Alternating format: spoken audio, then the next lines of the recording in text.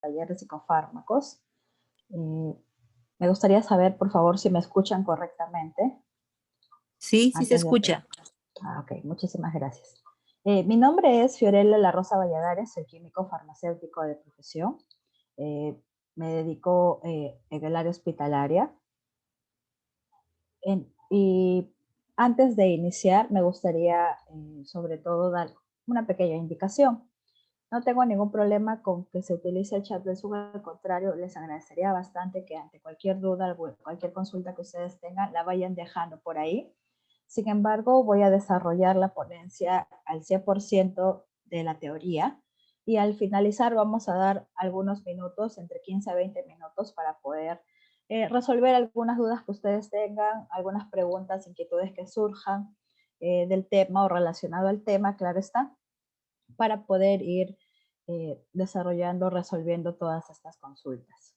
¿Sí? Entonces, sin más ni menos, por favor, los que sí les voy a pedir es que desactiven sus micrófonos para que no haya ninguna interferencia durante la ponencia. Las cámaras no hay ningún problema, pueden, si consideran, tenerlas encendidas. En ese aspecto no hay ninguna restricción. Así que sin más preámbulos, vamos a dar inicio a la ponencia del día de hoy de psicofármacos.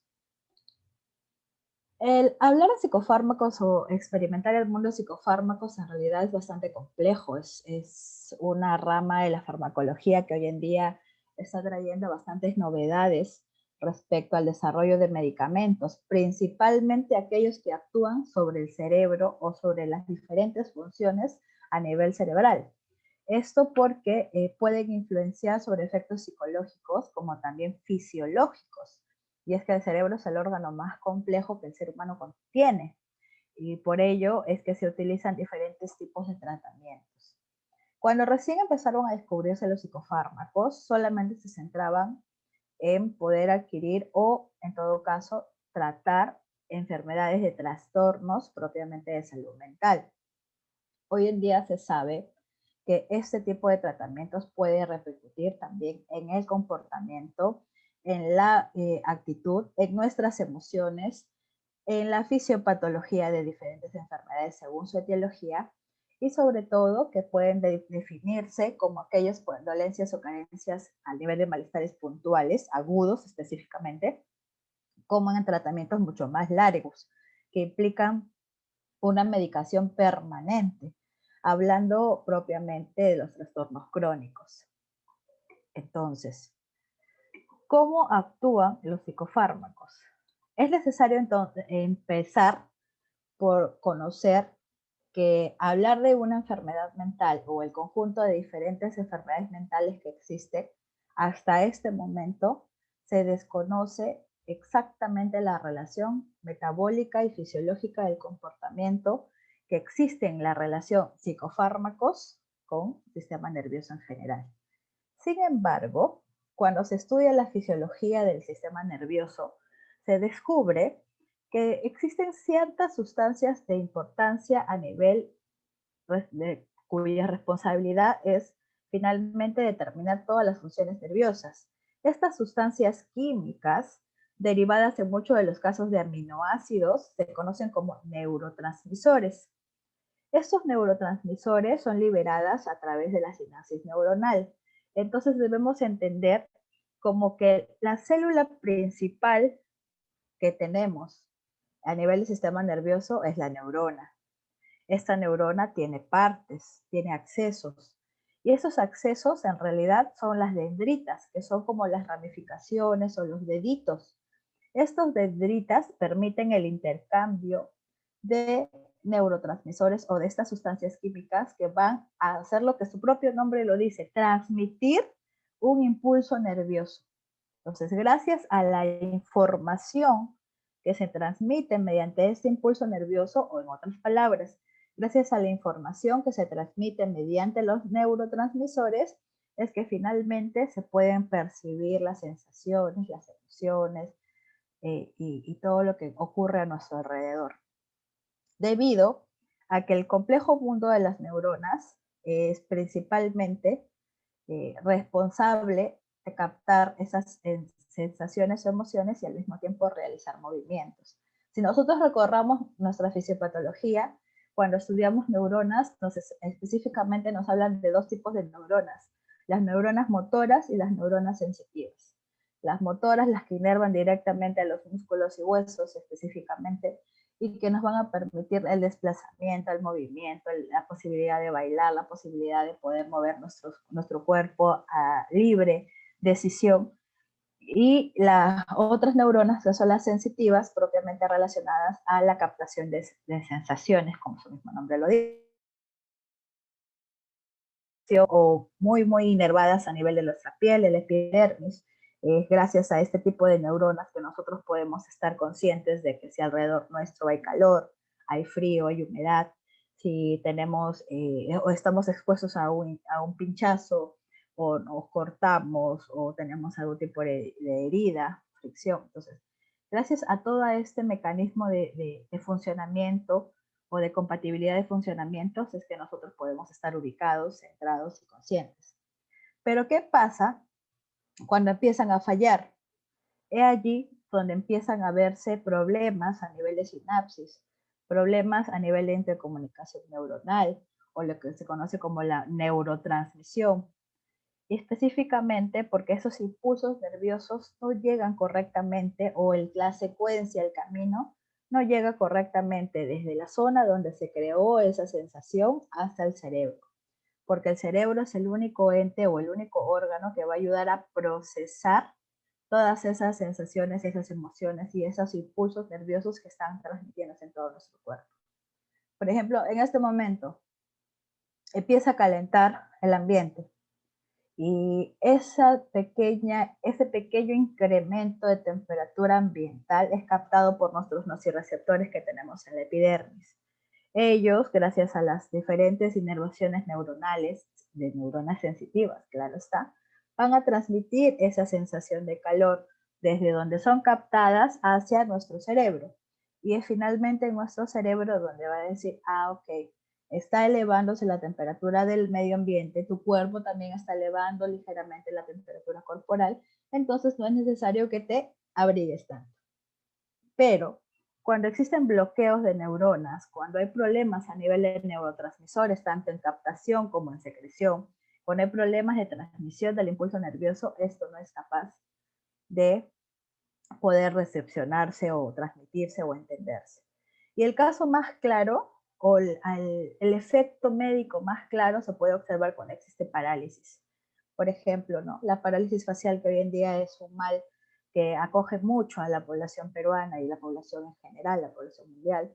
¿Qué es la parálisis facial o cuál es la etiología propiamente? A palabras simples, es un bloqueo del nervio 7, el paracraneal número 7, el nervio facial.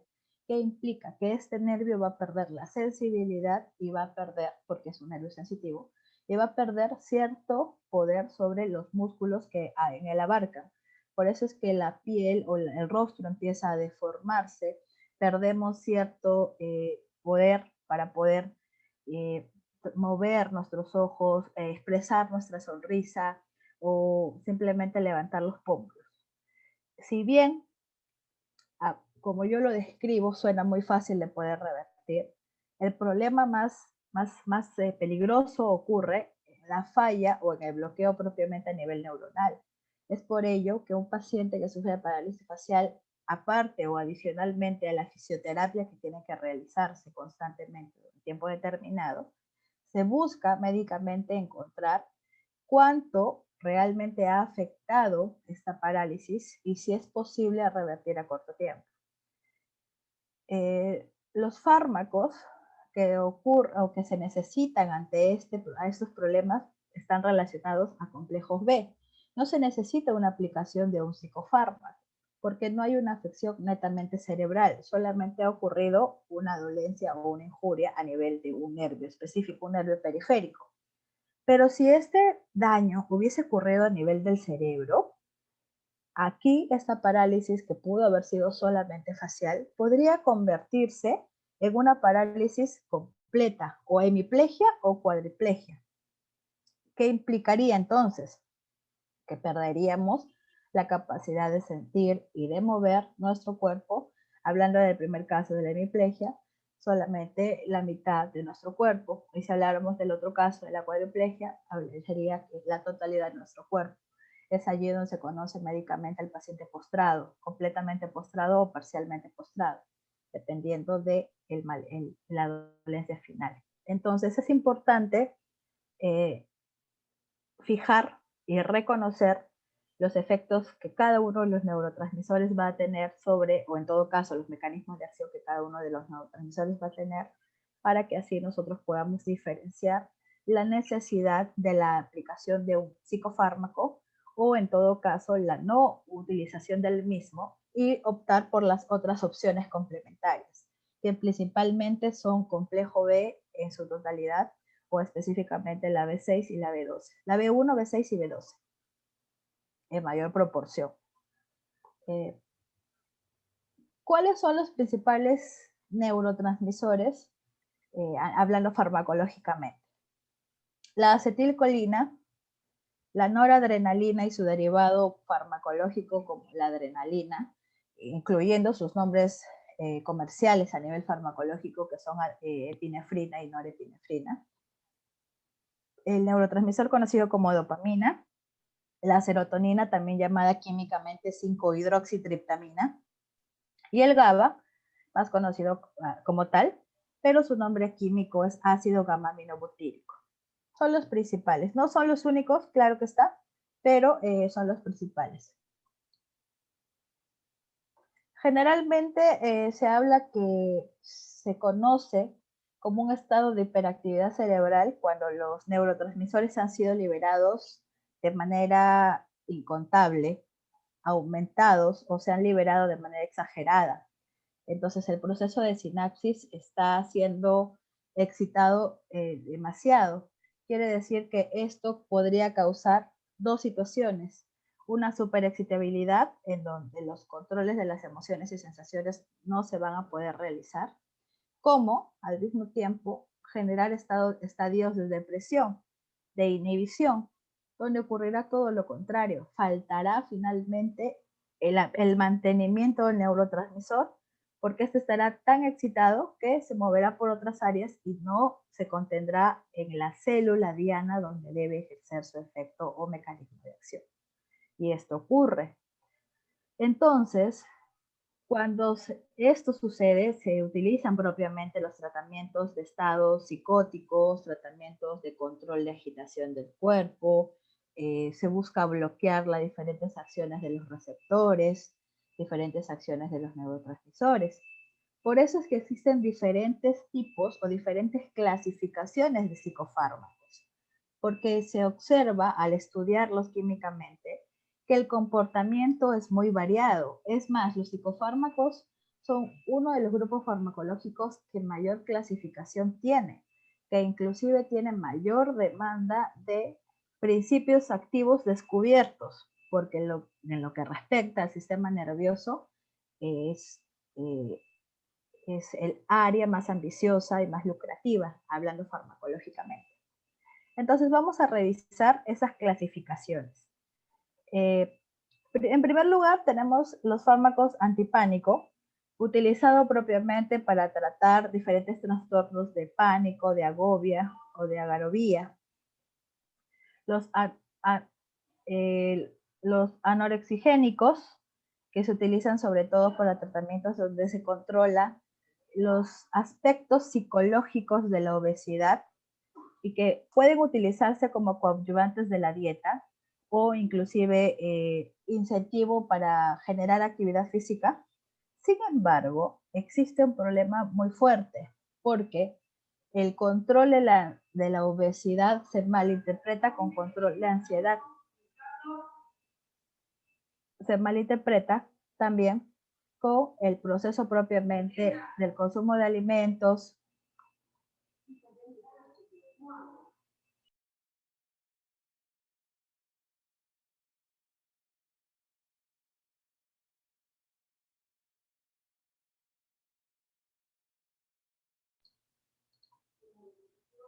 Perdón, tuve un problema de la señal, mis disculpas.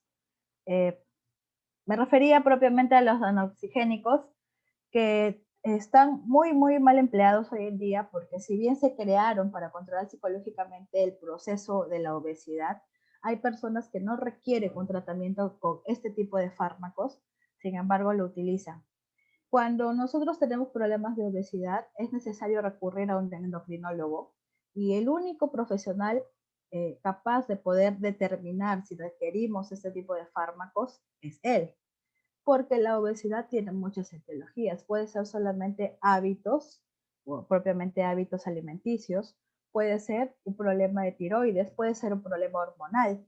Entonces, es necesario saber cuál es la etiología de la obesidad para poder contrarrestar médicamente o farmacológicamente este tipo de sintomatologías. Otra clasificación son los ansiolíticos, que se utilizan principalmente para trastornos de ansiedad. Estos ansiolíticos de dependencia emocional, porque la ansiedad es un cuadro netamente psicológico, no es tanto médico. Otra clasificación son los antidepresivos. Los antidepresivos se utilizan principalmente en problemas netamente de depresión o de estados de ánimos bajos, donde la persona puede sentirse sola física y emocionalmente a pesar de no estarlo. Y estos estadios van a estar relacionados o van a estar muy relacionados al contexto que uno vive, porque inclusive están relacionados a un estrés crónico. En otras palabras, un estrés excesivo podría generar indirectamente un cuadro de depresión. A ello se suman que los procesos donde generan las personas tristeza y donde no existe un soporte emocional adecuado, caerán en depresión y por ende van a necesitar de un tratamiento farmacológico. Lo delicado a este nivel es que los antidepresivos podrían causar dependencia y la persona psicológicamente se programa a necesitar un fármaco para poder estar tranquilos. Y cada vez o entre mayor tiempo de consumo sea, van a tener ese problema reincidente.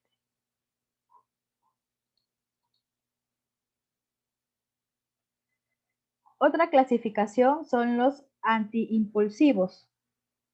Estos antiimpulsivos se utilizan sobre todo en tratamiento de control de impulsos, personas conocidas o mal llamadas extrovertidas, porque una persona extrovertida no necesariamente es impulsiva.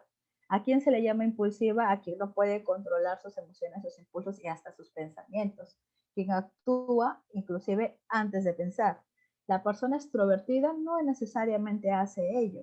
La persona extrovertida es una persona que tiene demasiada energía dentro de sí y que aún no aprende a poder controlar en qué momento va a desarrollar, en qué momento va finalmente a utilizar esa energía.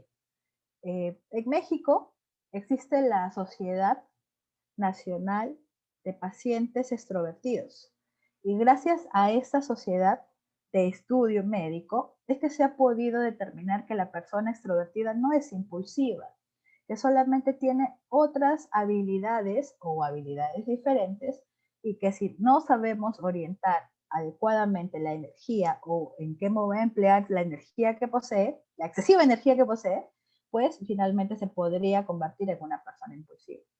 Uno conlleva lo otro si es que no se le sabe orientar adecuadamente al paciente.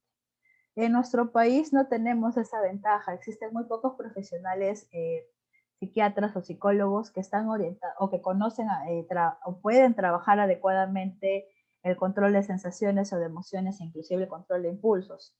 Pero se espera que con el pasar del tiempo y con la transferencia de tecnología y de información médica se pueda tener también una sociedad de personas, eh, bueno, en este caso extrovertidas o personas que están en el camino a convertirse impulsivas. Otro grupo farmacológico son los anticíclicos o estabilizantes de estado de ánimo. Bueno, son un grupo muy complejo, principalmente para tratar enfermedades relacionadas a trastornos bipolares. Esas personas que pueden estar un minuto felices y que pasando ese minuto se deprimieron. O todo lo contrario, personas que están tristes y pasan unos segundos y simplemente están súper felices, desbordando alegría. Este proceso pasa, es muy común. La bipolaridad es propio de un complejo o un desequilibrio hormonal inclusive no existe una etiología clara a nivel fisiológico que te diga que cierta área de tu cerebro está dañada para que tú te vuelvas una persona bipolar. La bipolaridad no se puede conocer o no se puede señalar como una enfermedad crónica. Afortunadamente, la bipolaridad es en los primeros indicios o en un estadio medio puede tratarse adecuadamente y poder parar ese tipo de alteraciones o desequilibrios fisiológicos y estadios de emociones. Tenemos casos muy claros de trastornos bipolares dentro de la política nacional, así que nosotros ahí podemos observar que inclusive estas personas no están tan conscientes de su realidad porque pueden atreverse a opinar sobre ciertas características de comportamiento social del el prójimo y no se dan cuenta que ellos mismos lo están teniendo, ¿no? Por no poner nombres, un expresidente del Perú sufría de este proceso o de este trastorno. Otra clasificación son los antidemenciales, utilizados propiamente en el tratamiento de la demencia. Uno de estos tipos de demencia es el Alzheimer, o inclusive el cuadro de pérdida de memoria paulatina, que si no es tratada a tiempo podría convertirse en continua y severa. El Alzheimer es una enfermedad moderna conocida dentro del último grupo de enfermedades neurodegenerativas, en la cual el mecanismo de acción o el mecanismo de etiología propiamente hasta ahora es incierto.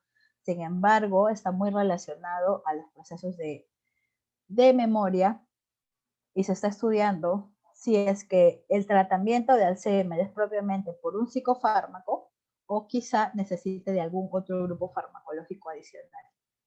Y también se incluye dentro de este grupo la demencia vascular, la demencia mixta y demencias básicas. Y finalmente el otro grupo que son los antipsicóticos o neurolépticos, principalmente para tratar procesos de psicosis, procesos de demasiadas manías, ¿ok? Entonces vamos a ir viendo los principales grupos farmacológicos porque hablar de cada uno de ellos va a ser bastante información. Entonces lo que yo he hecho es seleccionar los de mayor demanda a nivel del mercado nacional, porque si bien van a haber principios activos que no se comercializan en nuestro país, la mayoría de ellos pasan bajo esta situación en que el Petitorio Nacional de Medicamentos Esenciales se consideran los que acabo de seleccionar para poder tratar en esta ponencia. Los más frecuentes de todos estos psicofármacos empleados en primer lugar son los ansiolíticos, que pertenecen a las familias de las benzodiazepinas, y en segundo lugar los antidepresivos, o que también se les conoce como antiobsesivos, ¿no? Que pertenecen principalmente a la familia de los inhibidores selectivos de recaptación de serotonina. Ojo, acá hay un detalle. El uso de los psicofármacos, si hablamos netamente de una prescripción médica o en todo caso del contexto médico, se utilizaría como apoyo psicológico propiamente en un enunciado terapéutico. Pero todo lo contrario, si nosotros obviamos la recomendación médica, el seguimiento terapéutico del profesional médico o profesionales sanitarios como los químicos farmacéuticos, hablaríamos de que se convertiría el uso de psicofármacos en un empleo de sustancias de abuso. Es allí donde se habla de un descontrol del empleo de psicofármacos y que inclusive podrían causar adicción. Ojo, los psicofármacos se venden con receta médica. Sin embargo, y esto es una realidad que ocurre en nuestro país, muchas de las veces nosotros nos acercamos a las boticas y observamos que el expendio de psicofármacos se realiza con total normalidad, como si fuese un paracetamol o un medicamento OTC. Hay que tener bastante cuidado en ello, ¿sí? Se requiere la prescripción de un médico como tal para un tratamiento en general, así sea un tratamiento pequeño, un tratamiento corto. Y existe inclusive un control, una vigilia de algunos psicofármacos que están incluidos en la lista 4B, según DIGEMIT, para el control de psicotrópicos, estupefacientes y narcóticos. Entonces, en el primer caso vamos a revisar a los antidepresivos. Propiamente los antidepresivos tienen subclasificaciones. Una de ellas son los inhibidores de la monoaminoxidasa, los conocidos fármacos como IMAOs. Estos IMAOs se subclasifican a su vez como inhibidores no selectivos de la monoaminoxidasa, entre ellos el caso más claro comercializado acá en el Perú es la fenilalanina. Sin embargo, existen otros como la nialamida, la iproniazida, entre otros. El segundo subgrupo son los inhibidores selectivos de las monoaminoxidasas. Los casos más relevantes son la moclobemida y la toloxatona. Sin embargo, si nosotros queremos saber qué es lo que son, qué es lo que hacen los inhibidores de las monoaminoxidasas, los IMAOs, principalmente ellos bloquean la acción de la enzima monoaminoxidasa. Por eso son inhibidores, son bloqueantes. No permiten que actúe correctamente esta enzima. Al mismo tiempo, son los primeros antidepresivos que se descubrieron en el mercado. Y todos los pacientes que toman IMAO en realidad van a siempre presentar un riesgo ante la ingesta de alimentos, porque inclusive cuando estos alimentos contienen excesivas cantidades de tiamina, que normalmente se encuentran en lácteos, en quesos fermentados, en algún tipo de vinos, en algún tipo de alcohol en general, en los encurtidos, entre otros tipos de alimentos que generalmente se presentan como conservas, van a existir una interacción y al interactuar se va a bloquear la acción de los IMAOs. Finalmente el efecto antidepresivo no se va a lograr. Por ello es que siempre se da la recomendación de que un paciente que consume fármacos, sobre todo psicofármacos, debería retirar de su dieta todo tipo de alcohol y algún tipo de alimentos considerando la composición química de los mismos. Viendo el ejemplo puntual de la fenilalanina, esta fenilalanina químicamente se puede distribuir como un anillo bencénico, tal cual figura en la imagen, con una ramificación lateral. Es un aminoácido propiamente, contiene hierro, perdón, contiene fósforo y suele considerarse dentro de los 9 aminoácidos esenciales para el ser humano. Es un aminoácido, en todo caso, que va a necesitar consumirse constantemente porque el propio organismo no es capaz de fabricarlo. Está presente también en algunos psicoactivos, ¿no? O algunos principios activos relacionados a antecesores de psicofármacos. Químicamente que presenta esa cadena lateral es propia y característica de los aminoácidos, tomando en cuenta que todo el grupo aminoácido presenta una característica química del grupo amino y del grupo ácido. Entonces tiene la capacidad básica y la capacidad ácida propiamente. A su vez que están unidos directamente al anillo bencénico, ¿no? Cuando se usa excesivamente esta fenilalanina, puede causar efectos laxantes. Quiere decir que uno de los efectos secundarios que produce la fenilalanina es estimular excesivamente la mucosa del intestino y por ende generar este efecto laxante. También la fenilalanina es considerada una precursora química de las catecolaminas. ¿Quiénes son las catecolaminas? La dopamina, la adrenalina y la noradrenalina. Entonces, que no nos asombre si vemos en algunas bibliografías que estas catecolaminas químicamente llamadas como tal sean consideradas también como un grupo precursor de los psicofármacos. Finalmente, ¿qué es lo que hacen?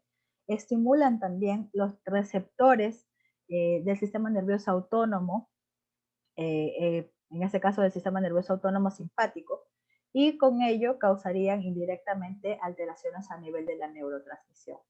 Por ello es que es importante reconocer que tratamientos de psicofármacos directamente podrían ser estimulados o sobreestimulados con la aplicación conjunta de algún tipo de adrenalina o neuroadrenalina. Otro grupo de antidepresivos son los antidepresivos tricíclicos clásicos. Estos antidepresivos clásicos Se conocen como tal porque son los más arcaicos estructuralmente o hablando químicamente. La amitriptilina es uno de ellos. Se necesita determinadas dosis para que haga efecto. No se conocen efectos secundarios relevantes más allá de insomnio, dependencia y malestar de adormecimiento general. Hablar de marcas es hablar de diferentes consideraciones de laboratorios. Yo no estoy considerando una marca específica, estoy concentrándome netamente en principios activos para que ustedes puedan diferenciar u observar cada uno de los mecanismos de acción. Dentro de estos tricíclicos también están la clomipramida, la maprotrilina, entre otros. Vamos a ver el caso puntual de la amitriptilina. Esta amitriptilina, que se usa propiamente en tratamientos relacionados a nivel de procesos o trastornos mentales, como sobre todo algunos depresivos, depresión mayor, trastornos de ansiedad relacionados a la depresión, trastornos de déficit de atención, porque también existen problemas para poder captar relacionados a la hiperactividad o trastornos bipolares menores. Esta amitriptilina, a diferencia de lo que vimos hace unos momentos, que era la fenilalanina, en la cual solo se observaba la presencia de un anillo bencénico y una cadena lateral muy representativa de los aminoácidos, la amitriptilina no sucede lo mismo. Muy por el contrario, tiene una agrupación de 3 anillos bencénicos con una cadena lateral que nace desde el anillo bencénico central. Esto le da la capacidad de inhibir a nivel químicamente la recaptación de serotonina, del neurotransmisor llamado serotonina. Y al mismo tiempo, pues va a generar que gracias a la presencia de esta sustancia se pueden metabolizar enzimas citocromo P450. ¿Qué recordamos cuando nos hablan de citocromo P450? ¿No? Ese citocromo neurológico más importante o el que tiene mayor implicancia en todas las funciones neuronales, prácticamente se encarga de transmitir o ayudar a la transmisión del impulso nervioso, en otras palabras. Es allí donde también puede actuar como inhibidor de la recaptación de noradrenalina y finalmente, gracias a esa inhibición de recaptación, es que se generaría el efecto propiamente antidepresivo. La amitriptilina, a comparación de los demás antidepresivos que existen, es el que menor riesgo de efectos secundarios genera en el organismo. Es el que menor daño le hace al hígado, por ejemplo, a nivel de, hablando del metabolismo hepático propiamente, y quien menos riesgo de dependencia psicofarmacológica genera también. Los inhibidores selectivos de la recaptación de serotonina, como por ejemplo la paroxetina, que es el caso más empleado en nuestro país, y el citalopram, también los más empleados en nuestro país, están relacionados principalmente a que van a seleccionar, o en todo caso, van a bloquear el efecto de manera selectiva cuando se intenta recaptar el neurotransmisor llamado como tal. Otros ejemplos también tenemos a la fluoxetina, la sertralina. Vamos a ver en el caso más específico a uno de ellos, que es la fluoxetina. La fluoxetina químicamente se parece mucho más al neurotransmisor fenilalanina. Como ustedes observan, tiene 2 anillos bencénicos, en la cual se logra unir mediante una cadena lateral y esta a su vez forma una nueva. Está indicada principalmente a tratar trastornos depresivos y es muy bien tolerada en la etapa de niños. Hoy en día, la ciencia médica que estudia la depresión y los procesos obsesivos, los procesos convulsivos y de trastornos de miedo, de tristeza, también se están observando en niños porque ellos representan médicamente una población vulnerable tanto al ambiente que les rodea como a los tipos de dosis de medicamentos que van a emplear. Por ejemplo, el bullying está muy relacionado a la generación de depresión en niños y ello, dependiendo de si caso fuese un bullying en mujercitas, en niñas, podría estar relacionado inclusive a la bulimia. Entonces, es un problema de salud pública general en donde a los niños se les debe tener mayor cuidado, no solamente en soporte emocional, quiere decir que no solo van a recibir tratamiento psicológico, sino que principalmente van a recibir tratamiento médico. Si como padres descuidamos una de las dos lados, el niño podría no ser bien tratado y convertirse finalmente en un adulto depresivo o recaer en otros procesos como el suicidio o eh, hábitos de alcoholismo y tabaquismo que finalmente generan mayor depresión en el paciente, ¿no? La fluoxetina, gracias a que es muy bien tolerada en este tipo de tratamientos de pacientes, pacientes sensibles, pacientes vulnerables, también se utiliza para poder tratar problemas relacionados al alcoholismo, problemas relacionados a la atención, trastornos del sueño, particularmente cuando se habla de catalepsias o de narcolepsias, también para tratar migrañas o procesos de estrés postraumático, perdón. Sin embargo, dependiendo del origen de la migraña, puede o no tener ciertas consideraciones puntuales. La fluoxetina no es un medicamento por excelencia para tratamiento de migraña, solo que se busca la relación de la misma ante los demás trastornos mencionados, ¿no? Principalmente la bulimia, el bullying, el trastorno de pánico sobre todo.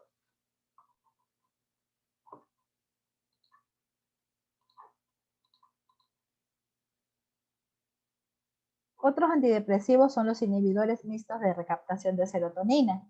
Entonces, como ustedes están apreciando, el neurotransmisor por excelencia responsable del buen desenvolvimiento del sistema nervioso para que no se genere o para que no domine depresión en nuestro organismo son principalmente la serotonina y en caso secundario las catecolaminas que le continúan, ¿no? Hablar propiamente de los inhibidores mixtos de recaptación de serotonina, el ejemplo más empleado en nuestro país es la duloxetina, conocidos como un nombre de marca muy comercial que es Cymbalta. Sin embargo, la duloxetina también se vende o se expende como nombre genérico, como principio activo tal cual, con su DCI-duloxetina. Este es un antidepresivo que se encarga de inhibir la recaptación de la serotonina, como estábamos diciendo, y es muy bien utilizado cuando existen depresiones ya crónicas.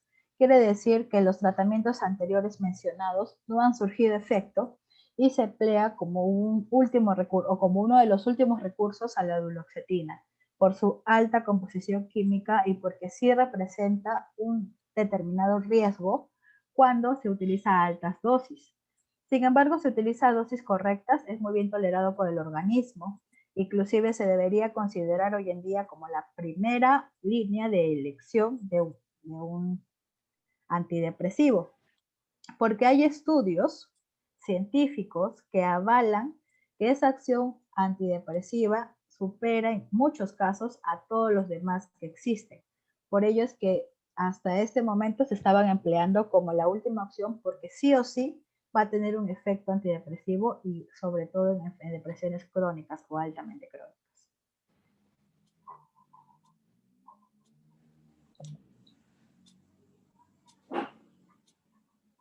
Antidepresivos que tienen otros mecanismos de acción. Acá se rescata la mirtazapina, en donde se puede observar que esta mirtazapina se responsabiliza de liberar principalmente a la noradrenalina y a la serotonina, bloqueando ciertos receptores presinápticos. Actúa, ojo, sobre la neurona presináptica, quiere decir que antes de que exista el intercambio de información neurológica, antes de que impulse o que en todo caso se realice el intercambio o la transmisión del impulso nervioso. Tiene muy pocos efectos antimuscarínicos, actúa principalmente sobre el sistema nervioso autónomo simpático, no tiene ningún efecto o muy poco efecto sobre el sistema nervioso autónomo parasimpático. Se comporta principalmente como un sedante, no solamente como un antidepresivo, y que tiene algunas propiedades antihistamínicas. Quiere decir que también es capaz de bloquear cierta transmisión de algunas sustancias químicas como por ejemplo la histidina o la histamina propiamente. Se utiliza porque tiene una utilidad bastante alta de efectividad de fármacos, mayor que la duloxetina inclusive, solo que se utiliza más que todo por su efecto ansiolítico, su acción hipnótica e inclusive antiemética. La mirtazapina puede controlar procesos crónicos de vómitos cuando un gravol o un dimidrinato no lo están logrando, siempre y cuando la relación sea netamente relacionada a un efecto nervioso o un efecto neuroléptico. Y la mirtazapina es segura, sin embargo tienen que tomarse ciertas precauciones cuando se hablan de temas de sobredosis. En realidad las precauciones de sobredosis a nivel de todos los psicofármacos son similares, porque podrían causar la muerte si la dosis es demasiado alta o en todo caso algún tipo de reacción consecuente.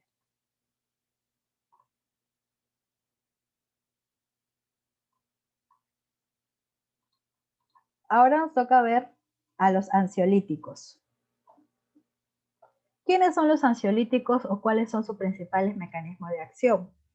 Ellos son agonistas, quiere decir que estimulan, potencian, actúan mejorando la acción del GABA, del ácido amino GABA-butírico, en los receptores finalmente receptores GABA. Esto hace que se actúe aumentando el efecto inhibidor del neurotransmisor que lleva el mismo nombre. Y tomando en cuenta que el GABA es responsable de regular la excitación neuronal del sistema nervioso. Si el GABA es quien finalmente nos genera a nosotros ese proceso de ansiedad, ese proceso constante de desesperación, bloquear la acción del GABA causaría que nosotros volveríamos a estar en un estado de reposo o en un estado anímico tranquilo propiamente. ¿A quiénes podemos rescatar dentro del grupo de ansiolíticos? Se pueden subdividir en dos grandes grupos farmacológicos. El primero, llamados barbitúricos, y el segundo, llamados benzodiazepinas. Ambos bastante empleados en la práctica médica peruana. En el caso de los barbitúricos, su efecto principal es sedante. Quiere decir que pueden causar tanta relajación en el organismo que hasta inclusive podrían causar sueño o adormecimiento en el organismo. Se utiliza principalmente para los trastornos de ansiedad, trastornos en los que, por ejemplo, antes se ha empleado un precedente farmacológico, como podría ser las benzodiazepinas, y que no tuvieron tanta efectividad, entonces se emplea una escala mayor, en este caso los barbitúricos. El problema es que provocan mucha dependencia farmacológica, entre más tiempo se empleen podría causar diferentes daños neurológicos. Por otro lado, tenemos a las benzodiazepinas, que son en concentración un poco menor a los mencionados como los barbitúricos. El efecto principal en el que se emplean son de manera ansiolítica, hipnótica, sedante, relajante muscular y también anticonvulsivos. Tienen menos efectos secundarios que los barbitúricos. Afortunadamente son menos adictivos y menos sedantes. Por ello es que las benzodiazepinas son los ansiolíticos más empleados en la práctica médica. Sin embargo, existen estudios que están presentando en la cual los pacientes logran obtener por venta libre las benzodiazepinas y al emplearlas mal o en todo caso, al no emplearlas en la dosis correcta, estas benzodiazepinas van a dejar de tener efecto en su organismo. El sistema nervioso reconoce estas sustancias químicas o empieza a reconocer estas sustancias químicas como sustancias propias del organismo. Y es por ello que se observan estudios donde hay pacientes que toman un blister diario de diazepam, un blister diario de clonazepam y no tienen ningún efecto. Entonces hay que trabajar acá porque médicamente se puede controlar, esta es una dependencia psicológica, no necesariamente una dependencia farmacológica. Y se puede controlar con medicamentos placebos la adicción que se va generando, pero requiere de un tratamiento o un seguimiento en la cual a veces el paciente es necesario recluirlo en un ambiente especial para que pueda empezar a desligarse químicamente de estas sustancias. Dentro de las benzodiazepinas por ser el grupo más empleado, encontramos a los ejemplos como el clonazepam, el alprazolam, el lorazepam, el midazolam, bromazepam, diazepam, entre otros, ¿no? Específicamente en el caso del alprazolam, este alprazolam a nivel químico se puede encontrar o se puede desplazar como un grupo de anillos bencénicos unidos entre sí. Químicamente se le llama como triazolobenzodiazepina, es decir, tiene un anillo triazol. Este es el anillo triazol. 1, 2 y 3. El anillo triazol que está unido a su vez estructuralmente a toda la demás porción química que va a generar acción sobre él. Eh, Produce algunos efectos terapéuticos, sobre todo en aquellos relacionados a bloquear o indirectamente al aminoácido conocido como GABA, y esto hace que se pueda controlar el efecto como tal. Pero este sistema GABA finalmente tiene receptores y tiene propiamente al neurotransmisor. Entonces es necesario que sepamos que el alprazolam actúa sobre sus receptores inhibiéndole y sobre el receptor controlándolo. Entonces actúa sobre ambos. Está indicado en procesos netamente de ansiedad, donde hay inclusive presencia de neurosis relacionada a la ansiedad, a trastornos o efectos de pánico, propiamente en donde hay síntomas de depresión, crisis de angustia, en donde se puede tratar los diferentes ataques convulsivos. También el alprazolam puede representar diferentes dosis equivalentes o bioequivalentes para poder tratar o encontrar una acción similar al resto de benzodiazepinas, porque la presentación o la concentración que es clásica de comercialización es de 0,5 miligramos, no es más. Sin embargo, existe una controversia porque el tiempo de vida media del alprazolam es bastante corta respecto a su eliminación. Inclusive puede administrarse varias veces al día durante las 24 horas. Va a depender del criterio médico y observando la necesidad médica del paciente. El clonazepam es un fármaco que también pertenece al grupo de las benzodiazepinas, que tiene su acción principal sobre el sistema nervioso central, y sobre todo de esas acciones ansiolíticas que pueden en algunos casos ser empleado también antiprocesos anticonvulsivos, gracias a que presenta una alta gama de miorrelajante o de acción miorrelajante. También tiene acción sedante, puede actuar como un hipnótico, inclusive como estabilizador del estado de ánimo.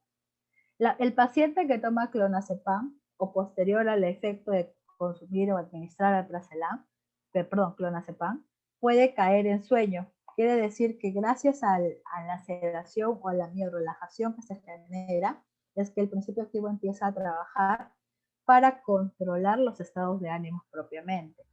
Entonces, tiene efecto hipnótico también, ansiolítico también, y sobre todo, viene en concentraciones diferentes. Por ejemplo, el clonazepam puede presentarse en 0,5 miligramos, como también en 2 miligramos. Esto aprovecharía el tratamiento o el seguimiento farmacoterapéutico porque se podría controlar la necesidad química de la sustancia conocida como clonazepam ante un tratamiento.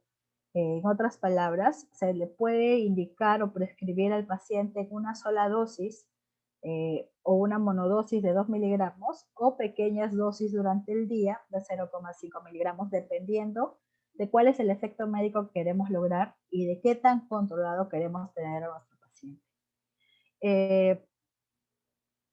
Tiende a causar dependencia su consumo en dosis altas, a diferencia del alprazolam, se puede tolerar o es bien tolerado. Se puede revertir más fácilmente su efecto empleando algún antídoto de benzodiazepina, claro está.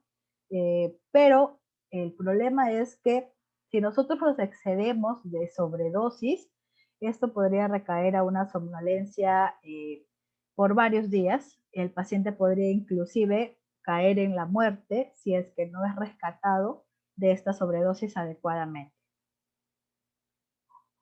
y que si nosotros constantemente consumimos el clonazepam de una manera de dosis crónicas altas, no prescritas por un médico, donde no hay seguimiento farmacoterapéutico adecuado, se puede causar indirectamente causa de deterioro cognitivo. Hay estudios hoy en día presentados por la Journal Medical que indican su relación de generación o están intentando de descubrir y sustentar que existe riesgos de alto consumo de clonazepam que han causado en pacientes Alzheimer o inclusive Parkinson. Sin embargo, esto no es universal, porque no quiere decir que la única razón por la que se generen estas enfermedades neurológicas sea el alto consumo o el excesivo consumo de clonazepam. Entonces no se puede universalizar el conocimiento como tal. Otro caso es el midazolam. El midazolam empleado principalmente como un sedante, un relajante muscular, muy bien empleado en la anestesia local e inclusive como coadyuvante de la anestesia general. Es un tipo de benzodiazepina que se considera como ansiolítico. En algunos procesos dolorosos también se emplea para poder controlar gracias a esa acción analgésica que posee, pero sus vías de administración pueden ser la intravenosa principalmente o la intranasal, también intramuscular o subcutánea, ¿no? El midazolam, al menos en el contexto actual de la pandemia de COVID-19, ha adquirido un gran papel gracias a que está permitiendo poder controlar a nivel de sus efectos sedantes la intubación o coayudar a la intubación de los pacientes que necesitaban una conexión a un ventilador mecánico. ¿Por qué?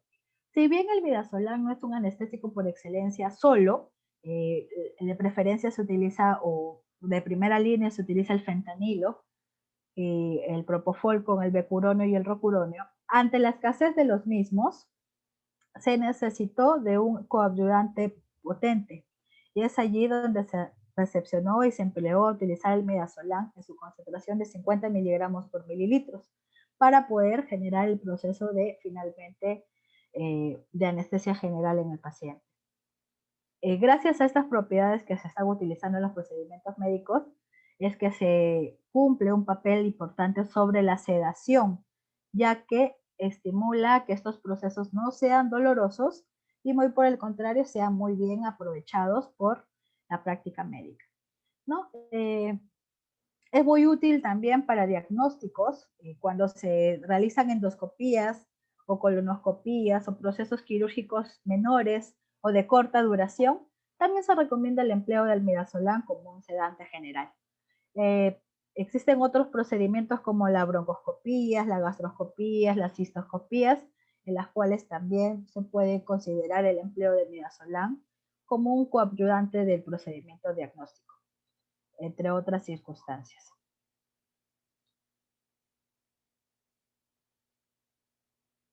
Los antipsicóticos o neurolépticos, otro grupo, ¿verdad? Estos antipsicóticos típicos, o también llamados neurolépticos, pueden clasificarse en dos grupos: en los antipsicóticos típicos, o llamados neurolépticos propiamente dichos, o antipsicóticos atípicos. En este primer caso de los típicos, podemos encontrar ejemplos como la chlorpromazina, la levomepropomazina, el haloperidol, que, o la pimosida. Hablar específicamente de los antipsicóticos o neurolépticos, en el caso puntual de los antipsicóticos típicos, es necesario que reconozcamos que aquí ocurre un bloqueo los receptores de 2, o en todo caso los receptores de dopamina de tipo 2, en los cuales existe o se da sobre la vía neurológica, específicamente en el área mesolímbica. El efecto principal que ellos causan son efectos excitatorios, estimulantes o también llamados efectos de sintomatología positiva a nivel neurológica. Y en el segundo caso de los efectos secundarios, sobre todo existen síntomas a nivel de las áreas extrapiramidales del cerebro, y no existe una relación directa por el bloqueo de vías de la dopamina, muy por el contrario, ¿no? Tiene que ver con el área de bloqueo de las áreas externas. En el caso puntual de la clorpromacina, este es un medicamento neuroléptico caracterizado por un gran grupo de antipsicóticos clásicos, o en todo caso los precursores de los antipsicóticos. Por ello es que se emplea o cumple un papel muy importante dentro de la revolución de la psiquiatría, o el uso de fármacos dentro de la revolución de la psiquiatría. Es un compuesto que actúa principalmente tranquilizando, no seda al paciente, solo lo tranquiliza, controla sus procesos de necesidad de continuar teniendo estímulos, mantiene la conciencia, mantiene ubicado espacialmente al paciente, lo aleja de diferentes cuadros psiquiátricos graves o crónicos, incluyendo la demencia, y que inclusive la copromacida ha demostrado tener efectos antihistamínicos. Quiere decir que también actúa sobre los receptores muscarínicos indirectamente. Entonces, se administran en algunos casos solo como calmantes, pero es necesario que se reconozca también su actividad controladora de ansiedad. En el caso de los antipsicóticos atípicos, quiere decir que los que no son tradicionales son los más recientemente descubiertos, hablando de 50 años en adelante. Tenemos al ejemplo clásico más rescatable, que es la risperidona. Pero hay otros también, como la olanzapina, la quetiapina y la clozapina. La quetiapina, ojo, es uno de los fármacos antipsicóticos más versátiles que existe comercialmente. Permite su utilización en pequeñas dosis desde 25 miligramos, como tratamientos en altas dosis de máximo 300 miligramos. Entonces, si nosotros nos ponemos a evaluar el espectro farmacológico a nivel de concentración química, es bastante diferencia. Quiere decir que podría emplearse como un coadyuvante de tratamientos psicóticos o psicológicos, antidepresivos, un coadyuvante de tratamientos de ansiedad, o él solo podría actuar como un tratamiento general propiamente neuroléptico. Es por ello que a veces en las pautas de psiquiatría, bueno, nosotros revisamos unidosis, observamos que si la quetiapina viene a bajas concentraciones, muy probablemente esté combinado con haloperidol, muy probablemente esté combinado con clonazepam, o muy probablemente se combine con alprazolam. Sin embargo, si viene en altas dosis, la quetiapina viene como pauta de tratamiento neuroléptico único. O si existe combinación con algún otro, el segundo fármaco o psicofármaco que ayuda al tratamiento viene en concentraciones pequeñas. Entonces, la quetiapina tiene una alta versatilidad en el empleo farmacológico y se encuentra también dentro del Petitorio Nacional de Medicamentos Esenciales, hablando de Perú. Estos antipsicóticos atípicos presentan un mecanismo de acción en la cual se bloquea al receptor de dopamina, el D2, y también a los receptores de 5-hidroxitriptamina. La 5-hidroxitriptamina es el neurotransmisor llamado serotonina. Tiene un efecto principal en donde se cesan los síntomas tanto positivos como negativos, y aquí posee específicamente el bloqueo de los neurotransmisores. Se busca que en esos fármacos antipsicóticos atípicos tenga la menor aparición de efectos secundarios. Es por ello que generalmente solo se consideran hipotensión, taquicardia, mareos y sedación cuando las dosis son altas o cuando se está excediendo el tratamiento en fechas, en cantidades. Viendo el caso puntual de las risperidonas, esta risperidona es un compuesto químico antipsicótico que se ha venido comercializando desde hace varios años atrás. Se encuentra aprobada por la Food and Drug Administration, que es la FDA, es la Asociación Internacional de Aprobación de Fármacos que se pueden comercializar a nivel internacional. No quiere decir que todos los anteriores mostrados no estén aprobados por la FDA. Lo que pasa es que la FDA, en el caso de la risperidona, ha realizado ella, independientemente, personalmente, estudios de calidad, de manufactura, de farmacocinética y de farmacoquímica sobre la risperidona para poder encontrar si tiene mayor efectividad, si químicamente es una molécula mejor a comparación de las otras existentes, o si inclusive podría tener mayores mecanismos de acción. Aún se mantienen en estudios de bioequivalencia comparando diferentes concentraciones de risperidonas. Se utiliza también tratamientos para la esquizofrenia, tratamientos de trastorno bipolar, tratamientos de heredabilidad asociada al autismo, considerando en estos casos que el autismo no es propiamente un trastorno de alguna de neurodegeneración del cerebro, muy por el contrario. El autismo genera una estadía de comportamiento en donde el paciente no es capaz de poder controlar sus emociones o expresar sus emociones con el medio que le rodea. Es una persona introvertida, quiere decir que en su mundo, sin necesidad de llegar a esquizofrenia, en su mundo él es capaz de poder realizar su talento y ejecutar su talento y sus ideas, pero no sabe cómo expresarlas al mundo entero. Entonces, si bien cuando la persona, el paciente autista, sufre de procesos de irritabilidad, se le controla con algún tipo de psicofármaco, en este caso de risperidona, se busca siempre que sea la menor dosis posible, porque el autista de por sí presenta un cuadro médico que ya tiene o tiende a tener esos procesos crónicos como tal, ¿no? O sea, es parte de sí. No quiere decir que esté enfermo, sino es la condición médica que acredita ese tipo de comportamiento. Puede hacer la vía de administración oral o también hay administración intramuscular. Quiere decir que en el caso puntual de la inyección o de la aplicación intramuscular, su efecto es más prolongado, puede tener una menor cantidad de aplicaciones en la cual su durabilidad o su tiempo de vida media en el organismo y la biodisponibilidad propiamente de la molécula es mayor, inclusive puede durar hasta 2 semanas. Mientras que en la versión de la forma farmacéutica sólida, hablando de tabletas o comprimidos, requiere la toma o la administración diaria para poder llevar al tratamiento farmacológico adecuado. Se conocen muy pocos efectos secundarios, principalmente relacionados a problemas del movimiento. La risperidona, al igual que los demás psicofármacos, causan temblores en las extremidades.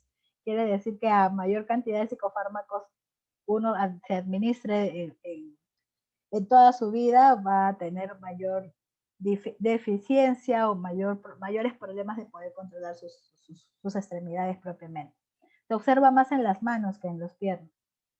Puede presentar somnolencia, algunos mareos, puede inclusive presentar dificultad para observar, para ver, quiere decir que disminuye la visión, genera problemas a nivel de la vista en los pacientes, puede generar estreñimiento e inclusive aumento de peso, sin necesidad de generar ansiedad a nivel de la alimentación, solamente altera las hormonas, la T3 y la T4, la triiodotiroxina y la tetraiodotiroxina. Otro grupo de psicofármacos son aquellos fármacos relacionados a los estabilizadores del estado de ánimo, también llamados los antirrecurrenciales. Acá se conoce al carbonato de litio o al clásicamente llamado litio, así a grandes rasgos, ¿no? O a secas, litio. El valproato, que puede ser un valproato monosódico o valproato sódico, específicamente empleado en tratamientos de epilepsia, tanto en sus presentaciones de tabletas recubiertas o solución oral. Sin embargo, el valproato también muestra bastante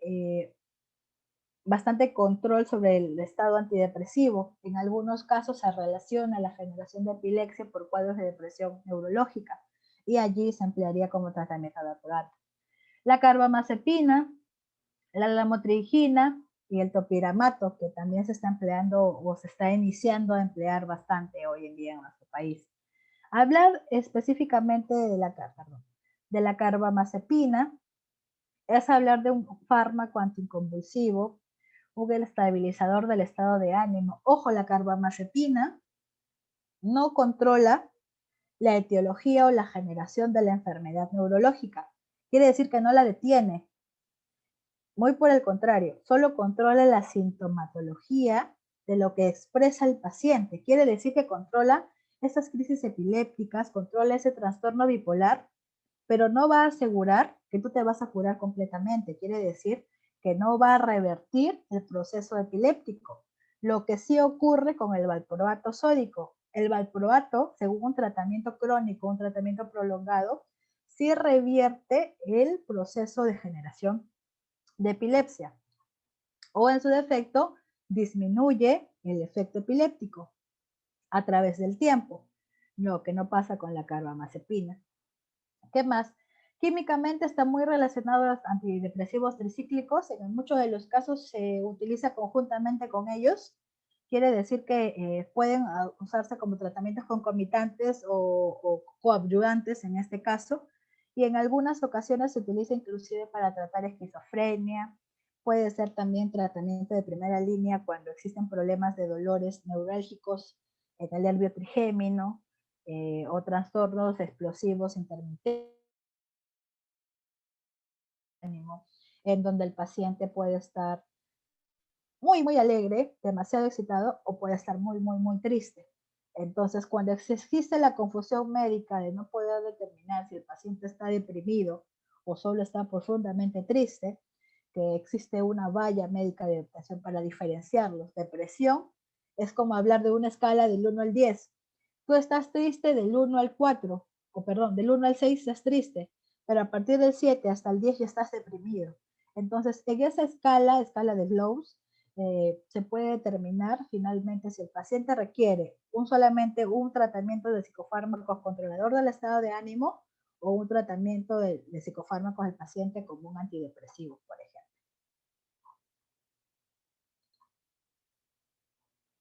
Y los antiparkinsonianos.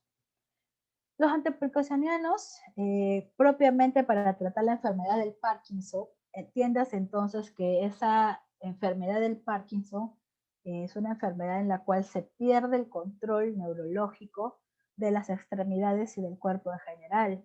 Aquí hay un déficit muy puntual de un neurotransmisor llamado dopamina.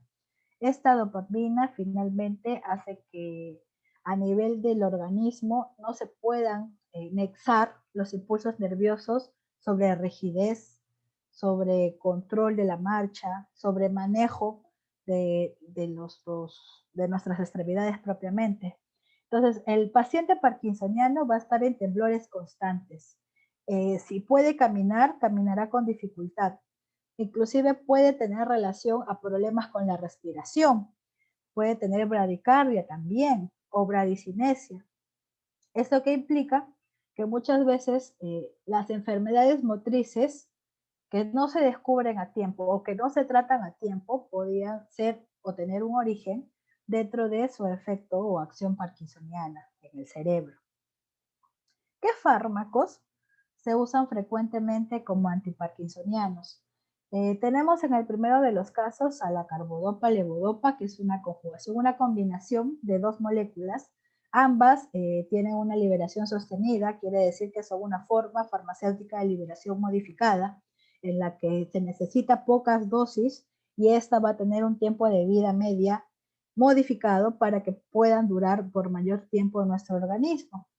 Esto aseguraría que que teniendo la molécula química mayor tiempo en nuestra circulación sanguínea, las células neurológicas se puedan tener más controlada su acción, que el efecto antiparkinsoniano sea más visible y lo que se observa que cuando uno deja de tomar su medicación, los famosos temblores vuelven, recaen.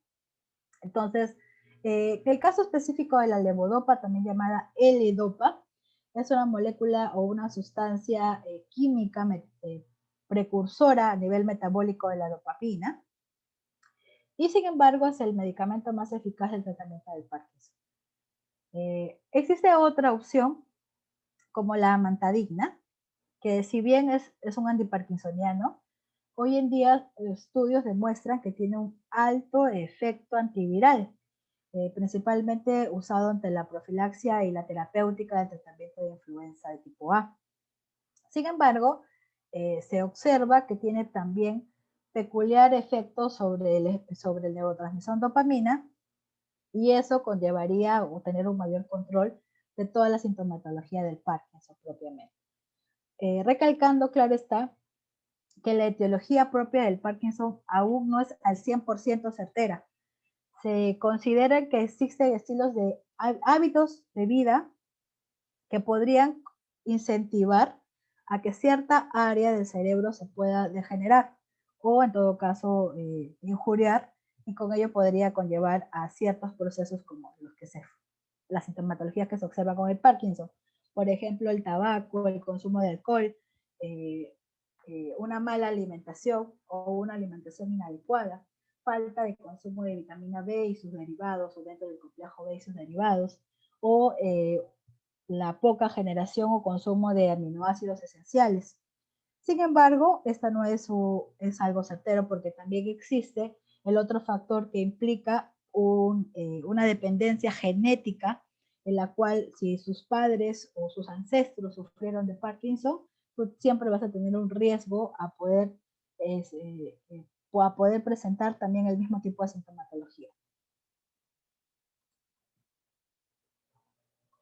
Finalmente, en la actualidad, se está viendo todo un debate sobre el uso o el empleo adecuado de los psicofármacos única y exclusivamente en los trastornos mentales. ¿Qué quiere decir? Que siempre se ha recomendado que sea única y exclusivamente el especialista en salud, médicos, químicos, farmacéuticos y enfermeros, quienes se encarguen de velar o hacerle el seguimiento terapéutico al paciente que tiene alguna enfermedad mental. Sin embargo, hoy en día se observa que estos psicofármacos también pueden actuar sobre el comportamiento de la persona a nivel del contexto social. Quiere decir que en el ámbito donde vive, donde se desarrolla.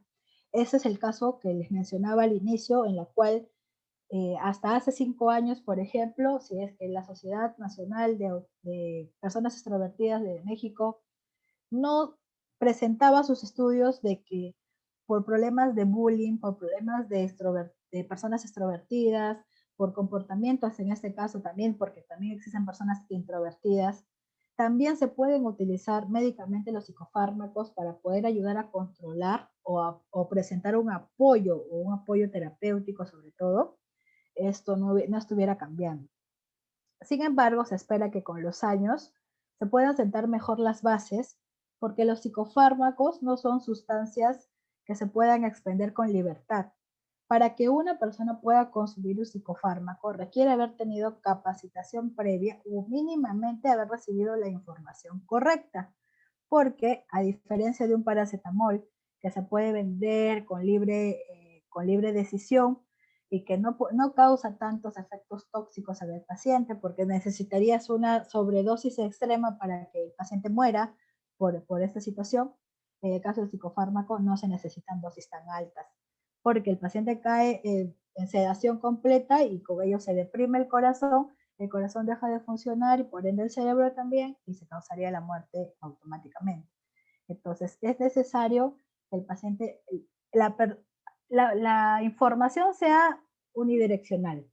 El profesional de salud debe brindarle todo el conocimiento adecuado al paciente, si este fuese el caso, y de esta forma informarle sobre el tratamiento que está llevando, las terapias que están llevando, sobre si necesita, por ejemplo, algún tipo de condiciones especiales como la alimentación, ya que la alimentación también implica adquisición de compuestos químicos.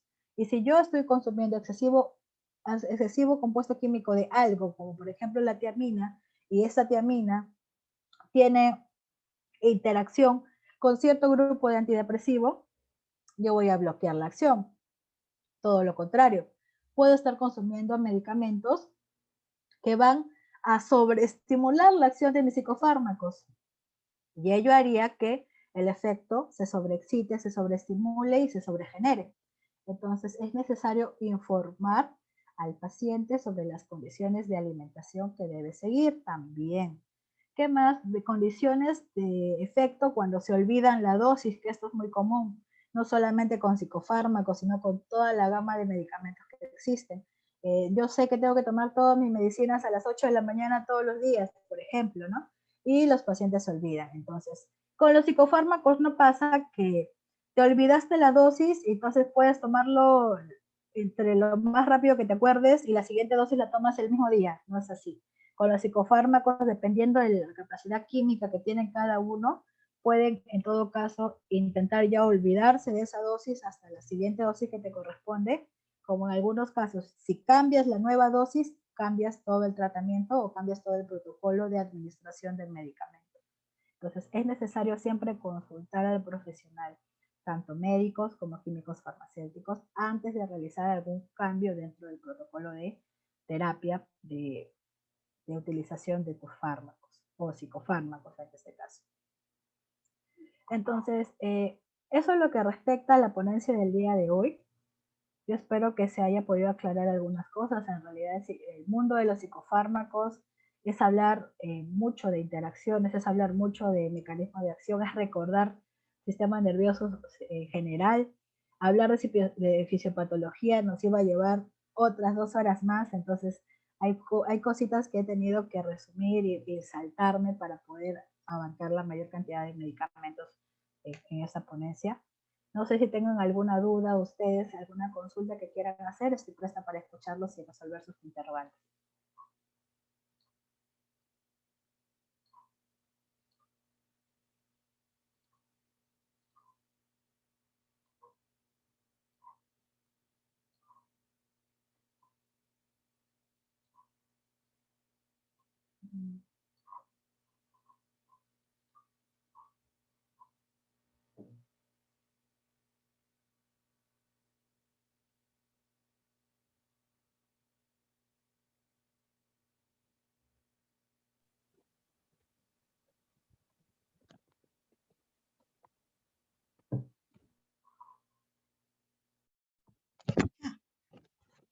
O ya se fue.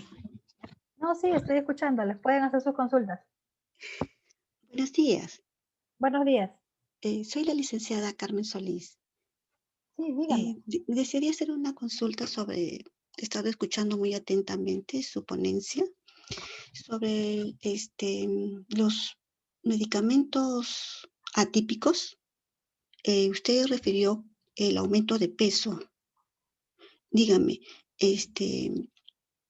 ¿en cuántos meses de tomar esa medicación puede dar ese efecto de aumento de peso? Y si eso está en relación al aumento del apetito. No necesariamente. El aumento del apetito puede generar un aumento de peso o una obesidad. Sin embargo, cuando hablamos específicamente de los psicofármacos, cuando los tratamientos son crónicos o exceden los 6 meses a más, podríamos empezar a tener alteraciones a nivel de hormonas, principalmente a nivel de la tiroides. Es allí donde se recalca el gran problema de los excesivos tratamientos con antipsicóticos porque altera hormonalmente. Entonces, el estímulo de la tiroides o la generación de hipertiroidismo a nivel medicinal o por dependencia farmacológica empieza a generar una ligera acumulación de líquidos en nuestro cuerpo y eso genera la hinchazón o la obesidad, el aumento de peso inclusive o la retención de líquidos. Hay estudios que demuestran que inclusive se deberían considerar las condiciones metabólicas de un paciente antes de indicar un psicofármaco. ¿Qué quiere decir? Si de por sí yo soy una persona que ha tenido problemas desde mi etapa de la juventud hasta la actualidad que se enferma por algún proceso de depresión, y estos procesos metabólicos implican, por ejemplo, algún riesgo de hipotiroidismo o hipertiroidismo, dependiendo cuál sea el caso, ciertas condiciones médicas van a hacer que yo retire algunos psicofármacos. Es por eso donde el médico tiene que considerar cuál del listado, de este inmenso listado de psicofármacos, sería el menos riesgoso para mi tipo de paciente. He allí la importancia de por qué siempre acudir a la consulta médica y no automedicarnos ningún tipo de psicofármacos. Afortunadamente, respecto a tu pregunta, el tiempo no es corto, es de 6 meses a más. Quiere decir que si el tratamiento es moderado y no hay una super demanda de consumo de esta molécula o de este principio químico, se podría mantener como tal, ¿no? Sin embargo, sí se corre ese riesgo, porque hay personas que, por ejemplo, ante el proceso de depresión, su tratamiento es de 2, 3 años. Entonces hay que tener especial cuidado en este tipo de pacientes. Gracias. Gracias a ti por tu consulta, Carmen. ¿Alguna otra duda que tengan? ¿Alguna otra consulta?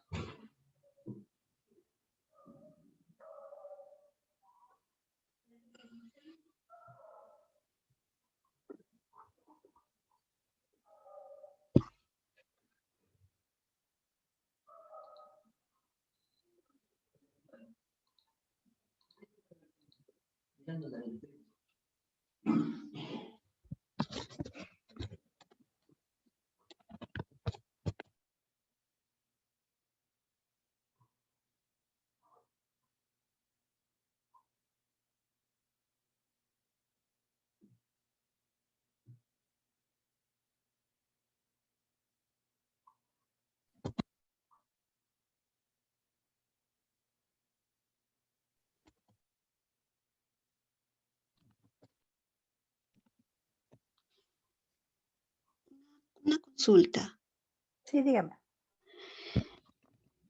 Dígame, el comprar un medicamento, digamos, comercial o comprar, como dicen, un medicamento de marca, en cuanto al efecto, el usar un medicamento de marca, ¿podría disminuir esos efectos colaterales? Ay, te pregunta.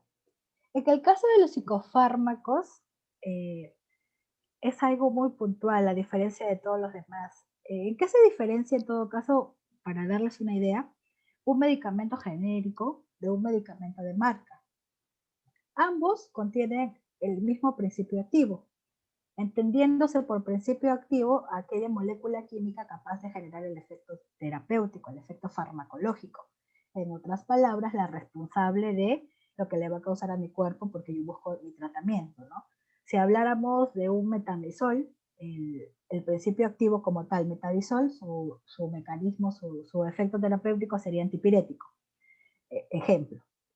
Ahora, cuando hablamos de ese medicamento genérico, es el principio activo muchas veces solo o como única formulación, y si contiene algunos excipientes, los excipientes que contienen son conservantes, preservantes y relacionados. Sin embargo, los medicamentos de marca contienen ese mismo principio activo y muy probablemente esos mismos excipientes, pero le da otro plus, tanto de calidad, tanto de efectividad, de conservación. Quiere decir que esos excipientes podrían inclusive mejorar la biodisponibilidad del principio activo, solamente dándoles un soporte químico. Por ello es que a veces los medicamentos de marca cuestan mucho más caros, porque en teoría el proceso de manufactura y la formulación que refieren sobre sus excipientes, no sobre su principio activo, sobre sus excipientes es otra, y eso le da una mejor tolerancia ante el paciente. Y esto se puede observar claramente, ¿no? A veces se consume X fármaco y te podría generar alguna sensación de mal sabor, náuseas, mientras que el mismo principio activo tú lo consumes en un medicamento de marca y te es muy bien tolerado por tu organismo. Entonces, en realidad, hablando en términos de calidad y de proceso de tolerabilidad del medicamento, no hablaríamos del fármaco, sino del medicamento, los medicamentos de marca tienden a tener una mejor tolerabilidad con el paciente. Entonces aquí también tendríamos que tener claro dos términos, el término de fármaco y el término de medicamento. El fármaco es la molécula química, es sinónimo de principio activo, que generalmente los fármacos están muy relacionados o únicamente relacionados a los medicamentos genéricos. Mientras que el medicamento propiamente dicho es aquel fármaco, o sea, aquel principio activo al que también se le han agregado excipientes de mejor calidad. ¿Soy mi papá? Gracias, muy amable. Gracias a ti.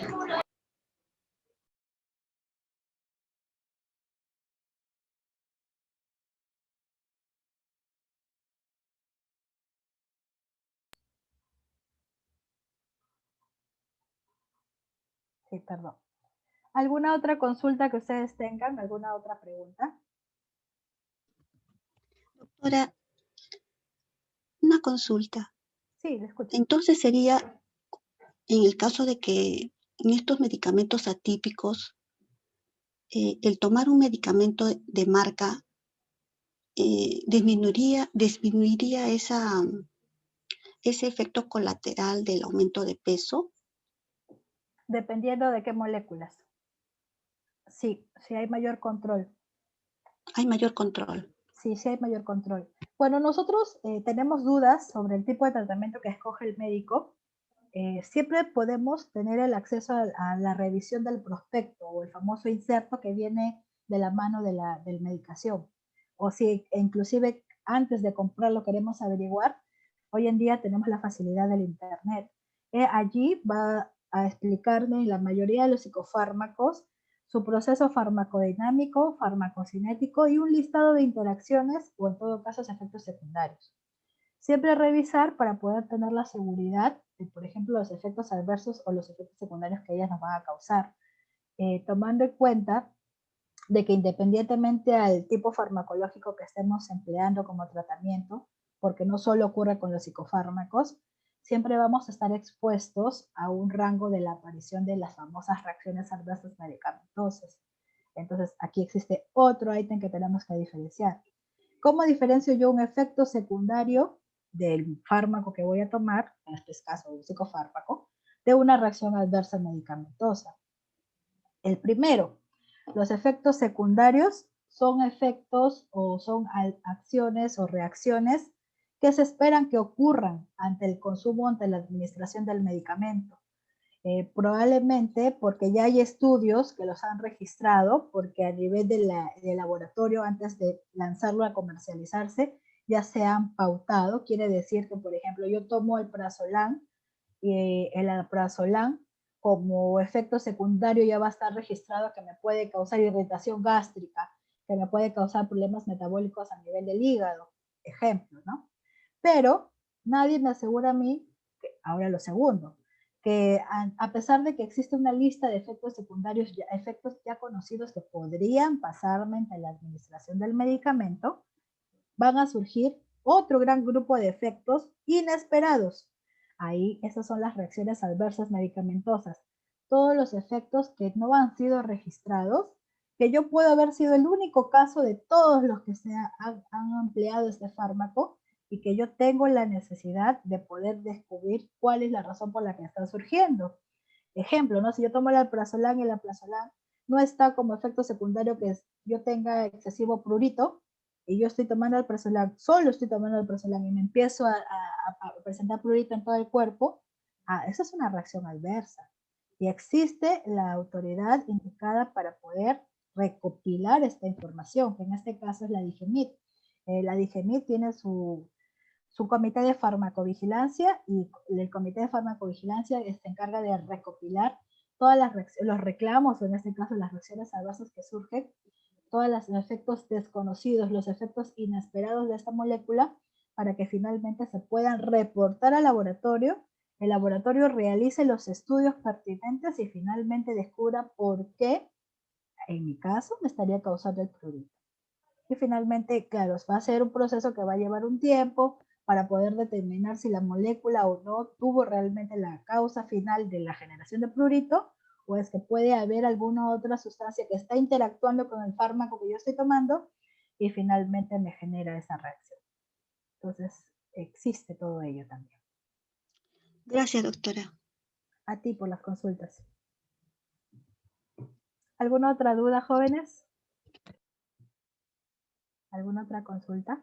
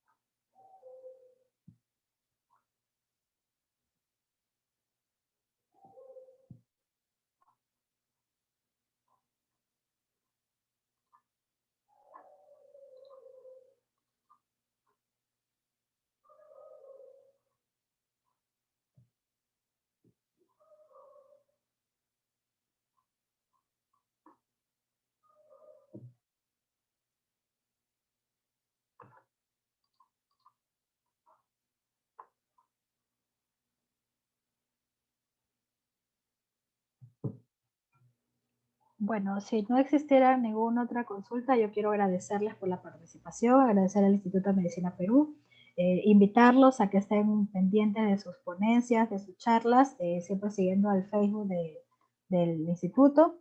Cualquier información o comunicarse a los WhatsApp que tiene la institución. Les agradezco por la participación nuevamente y hasta una próxima oportunidad. Gracias.